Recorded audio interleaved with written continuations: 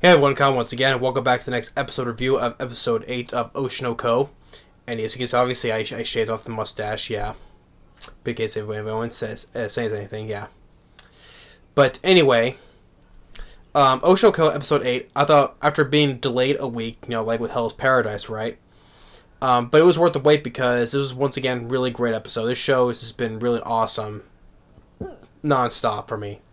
I mean, after the last episode when with Akane, all the shit she got right, or attempted suicide, right, and now she did her research on and now she's basically portrays the perfect portrayal of and just walk into the classroom, just totally just talk star eyes and all facial expression, right, just caught Aqua totally off guard, and he's just totally shocked to see. As if that came back from the dead through Akane, right?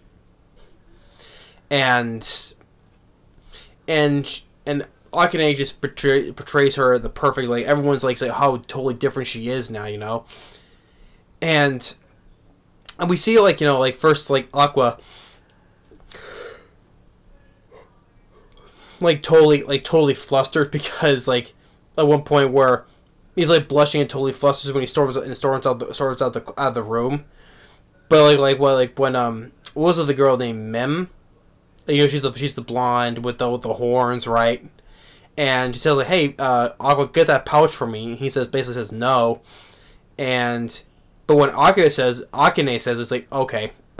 It's like the other two girls of the cast members, right? It's like, hey, she'll do what she tells him to.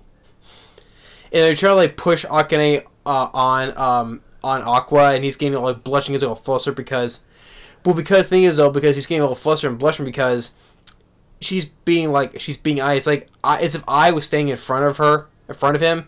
He got flustered and runs out the room. So, and then he skips school with Kanna that. Hey, let's just play catch, right? And first, Kanna's like, oh, this is not the kind of time I had in mind, right?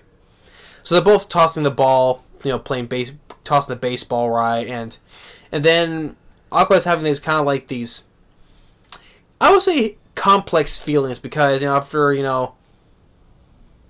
being reborn again, right? And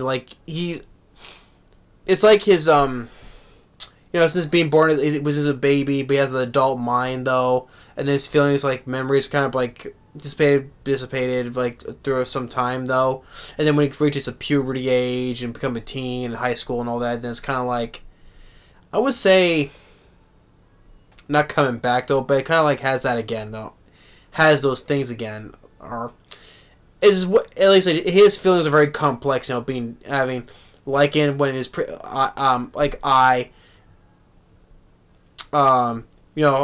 being a big fan of hers, then being reborn as her child, it's kind of this has his feelings are very complex through the times of the years, right?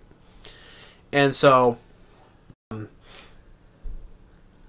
then the whole thing with Akane that they're shooting the finale of the show they're doing, right?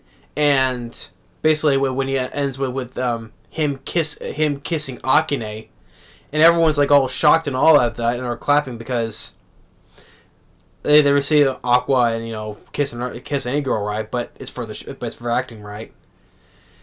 And so, and even Kanna when she's at home, right?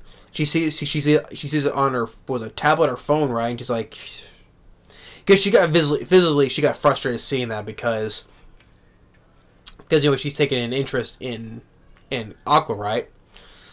And so she got visibly frustrated of seeing that though.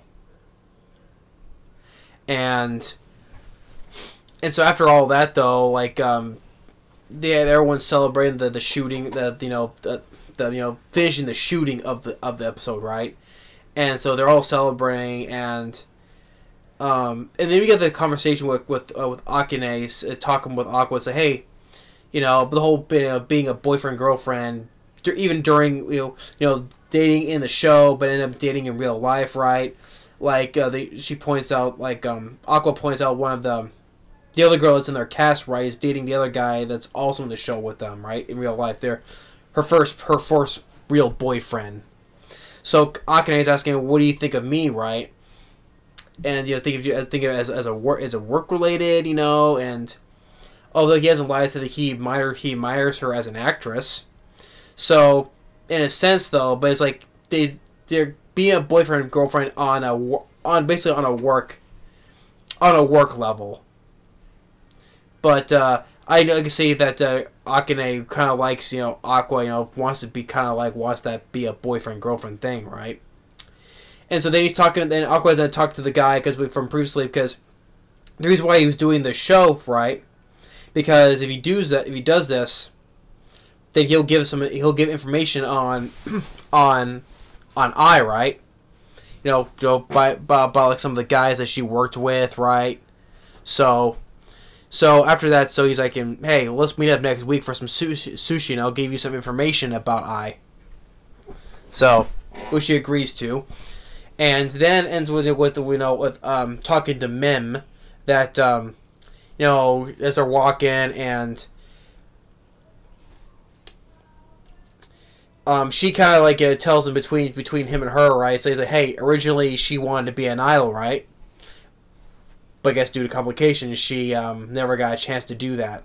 And so he offers her to be part of the group that his sister Ruby and Connor are being part of. So, and then her whole expression just lights up that, hey, she'll maybe be part of that group, right? Add another candidate. And that's when the episode ends. So yeah, but episode 8 of Oshinoko, it was really great. I mean, especially with Akane, because I mentioned, because when she did her research and portraying Ai so perfectly, because she also mentions that upon doing more research, she tells Aqua that she had a secret child, and you see that stone cold look on his face, right? And you see that the lightness from that star in his eye, once again going from white to black, right? So, and to me, I think with the way that with Akane, I think she may be potentially could end up finding out who the real father is. Knew that I had a secret child, right?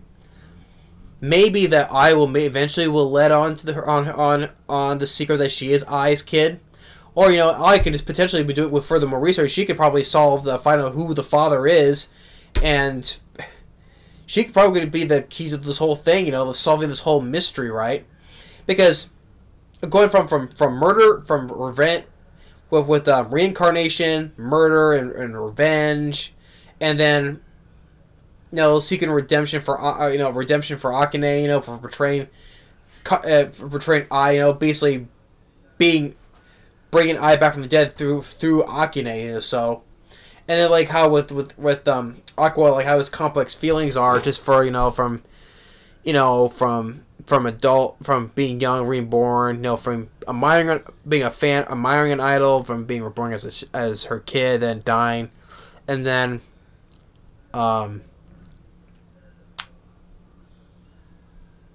his whole thing has been like a whole complex thing for him, basically.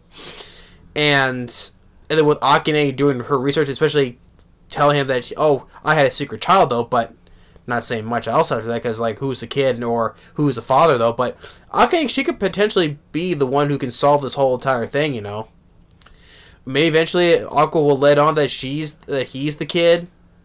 Her Ai's secret kid, We'll have to wait on that, though, But yeah, if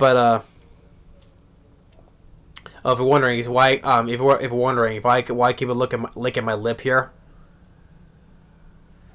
he's right there. If you're wondering why I keep on doing this, so because I cut myself shaving, so I cut my lip right there.